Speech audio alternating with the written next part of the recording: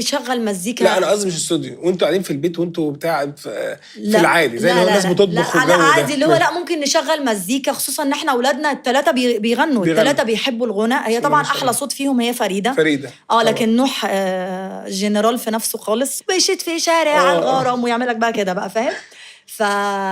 لكن فريده صوتها طربي. هتطلع مطربه يعني، عندها عرب وعندها حركات. بتشتغلي عليها؟ يعني بص، انا طبعا دلوقتي مش حابه ان هم يعني الموضوع يستهويهم، خصوصا ان احنا جيرمن سيستم وبتاع، فمحتاج مذاكره ومجهود، فمش عايزاهم يروحوا للعالم ده بدري. بس انا مش معترضه، حتى بقى انا بكلم فريده ودليده ان هم كبار وان هم اصحابي واحنا لازم نبقى اصحاب وكده، فبقول لها بفهمه يعني فريده مامي دي ما بتحطيش صورنا وانا عايزه ابقى مشهوره. أيوة، انت بتحبيش هي بتقعد تقول لي كده، انا عايزه ابقى مشهوره، انا عايزه اطلع مع بابا في كليب كده يعني. بقولوا يا مامي.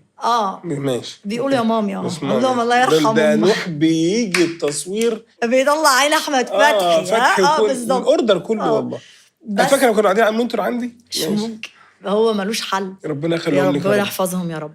لا اصل كنا قاعدين على المونتور مره، فاكره انا بتصور حاجه جوه، وبعدين هم كانوا عاملين دوشه بره، وانت بتصوري، خلاص استنوا جايه، اللي هو ايه يا مي هم حبايبي متعلقين بيا. ويعني بص انا حتى اقعد مره كده اعيط لهم. يعني محمد يخرج من البيت عادي، يسافر عادي، يروح يعمل اي حاجه عادي، انا لا طبعا والله العظيم بجد انا ملكيه خاصه، اللي هو انت رايحه فين؟ اقعدي هنا والله العظيم بجد بيتقال لي كده، او احنا معاكي، صح.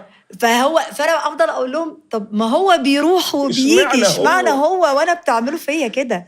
ما انا بني ادم. بس انت لما بتيجي تسافري مثلا لما سافرتي تصوري مثلا في العتاوله، انت مسافره بس ما قدرتش، ما عرفتش خدتهم معايا اسكندريه يعني. وقت اسكندريه كل ويك اند كانوا بيجوا لي. حلو. لما سافرت لبنان ما عرفتش للاسف، لان كان التصوير الوقت ضيق وبنصور كل يوم، فما كنتش هبقى فاضيه لهم، وما اعرفش الاماكن بتاعه الاطفال في لبنان عشان اقدر ابسطهم يعني. بس لما مشيت من لبنان على ابو ظبي هم جولي. حلو. قضينا بقى اجازه في ابو ظبي، وطلعنا من ابو ظبي على دبي، وبعد كده بقى انا رجعت القاهره، سافرت السعوديه، عملت عمره، وبعدين رجعت القاهره، بعد كده سافرت الحج. يعني هي كانت سنه مليئه بالسفرات. طب الناس بتبقى مثلا هم بيشوفوا بقى دلوقتي بسم الله ما شاء الله لما الدنيا بتعلى انت بتصوري مع الناس، ورد فعلهم ايه وشايفين ده ايه؟ لا خلاص هم فاهمين دلوقتي فريده انا بنت اوكا ومايكا السيب. احنا في الاتيتيود ده دلوقتي طبعا. بس انا بحاول اخليها برضو يعني، عايزه افهمها انك اعتزي بنفسك. حلو انك تعتزي بابوكي وامك طبعا، بس انا ما بحبش فكره ان انا بنت. هي ما بتقولهاش كده حبيبتي طبعا يعني، يعني مش بتقولها بتقولها وهي فرحانه. مش عارفين انا بنت مين. وفي المدرسه طبعا. لا بتروحي اصلا حضرتك، انا اول ما بوصل عند المدرسه في صريخ بيحصل، شيماء الجزء الجاي امتى شيماء، ويفضلوا بقى يصوتوا لي لا السؤال المعتاد الجزء الجاي امتى دايما. والله العظيم انا في كل حته بمشي في الشارع، شيماء الجزء الجاي امتى. هنموت ونعرف الجزء الجاي امتى.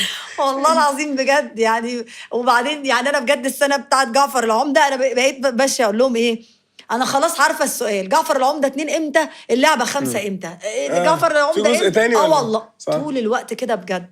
طب انت اول يوم امومه، اول يوم فريده، او اكبر واحده فريده، اول يوم او احساسك انك فجاه بقيتي اوفر طبعا. يا ساتر يا لهوي كمان، وماما ولا عايزه ماما سبتيني ليه ماما. طب وبعدين